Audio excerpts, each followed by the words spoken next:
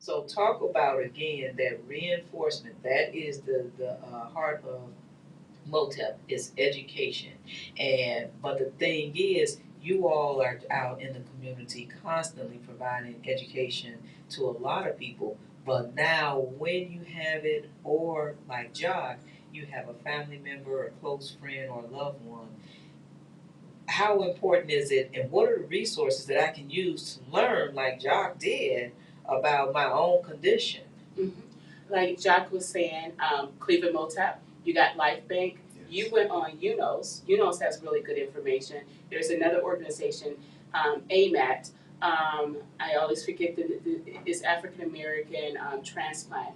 AMAT. Sorry, and AMAT is going to kill me because I'm about to go to one of their workshops. But it's African American transplant organization that gives out really good information. It's specifically for multicultural communities and everything.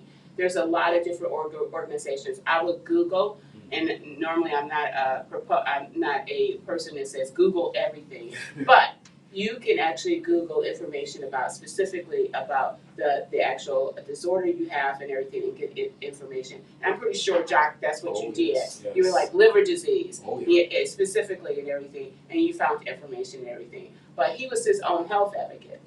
Right. He got you have to be your own health advocate. Regeneration of the liver. I mean, Exactly. there's things that I didn't know of. I mean, I may have read it at one point, but I learned so much about the liver, and especially when they told me the type of liver disease I had. I wanted to know everything about primary biliary cirrhosis of the liver, like what causes it. Was it something I had done? And it was just, and like it's just something that happened to the biliary tract. It's like like the doctor said, you were just one that it happened to. So I did a lot of research, and yes, I'm very thankful to Life Bank. I'm actually on the board there. I've done a lot of volunteer work with Life Bank, so I'm very thankful for all they've done. And they found my donor. Well, one thing that I'm glad that it doesn't seem that a lot of medical practitioners are at this point, though.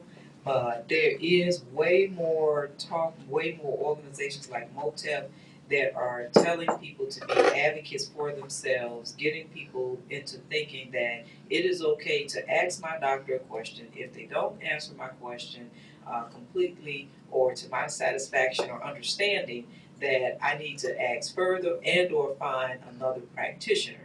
Because I remember years ago I had endometriosis and I asked the doctor, or I had fibroids, and I said, well, what causes this? They were like, oh, just black women get it or something. And I just looked like, all this. And I was in the hospital. I must have had about 3 or 4 different medical practitioners say this at the same time. And finally, a resident explained it to me. And so I said, okay, so they can invest all this time and energy to create a pill for an old ass man to have an erection, but then something as serious as this, you just blow me off like, what? And I did like you're saying. I had to go and do all this research. What causes this? And like you say, that exercise, that water, and paying attention to your surroundings and everything that you're doing, because you have to be an advocate for yourself. You have to keep.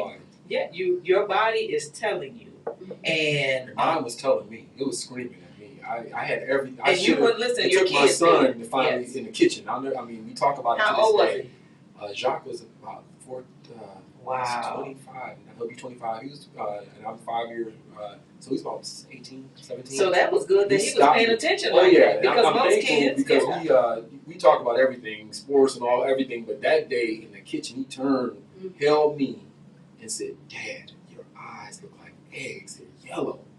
I said, "Okay, let me stop putting everything off and let's go." And so my wife was like, "Finally." She was like ready. She was waiting for me. Because she was like, I know you're trying to be big and bad, but we need to. And so finally, when I went, boy, I had 97% blockage leading from my biliary tract to my liver. Wow. They were saying, "How are you?" And I said, "I don't know." I said, "I've done everything. I've fallen asleep at work and meetings. I couldn't drive. Sometimes I had to pull over because I'd be exhausted. I was constantly scratching." Yeah. My mother, rest in peace, she passed in 2013. I can vividly remember her saying, "Why are you scratching so much?" And I said, "Oh." She's like, "No, you're breaking skin." And so that was back. That's like 2011. So I had been dealing with it for a while, just trying to think, okay. And I'm in the gym, I'm working out, Yeah. lifting. So I'm like, I was losing weight, but I admit it now. I didn't then, but it was sometimes unintentional. Like I noticed, like, wow, I'm really thinning out. I had gotten really thin. But it happens like that because again, they wanted to do emergency surgery and they said this thing is so big it is pressing on your kidney. Yeah. Wow. And they said, well, didn't you know you had to use the bathroom? But I think, like you're saying, when you're going through this, it's like, well, no, I thought I was just drinking coffee a lot and just had to use the bathroom. But now my health, I take it so seriously. Yes. I don't care what it is. And especially now that I'm getting older, I take it seriously. I don't care what anyone thinks or has to say because, like you say, I had to rush to Chicago about 3 or 4 years ago. My older sister, what is her blood pressure? Like 190. She had about like 2 drips of blood left in her body. And they were like, how are you living? And I had to rush to Chicago. And my younger sister, she just went last week or the week before to get an insurance policy for her sons.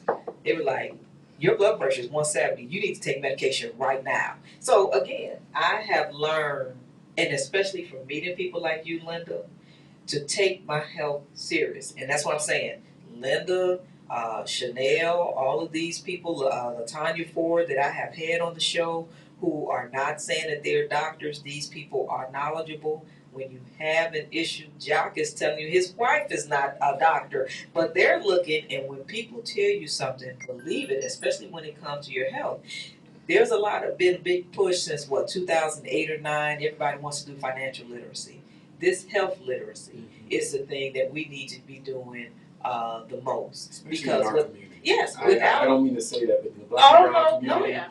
And that's become a passion of mine to let our community know the need and understanding the health, understanding your health, because it's so important to pay attention to yourselves and to understand if you're not feeling well, you have to get checked out.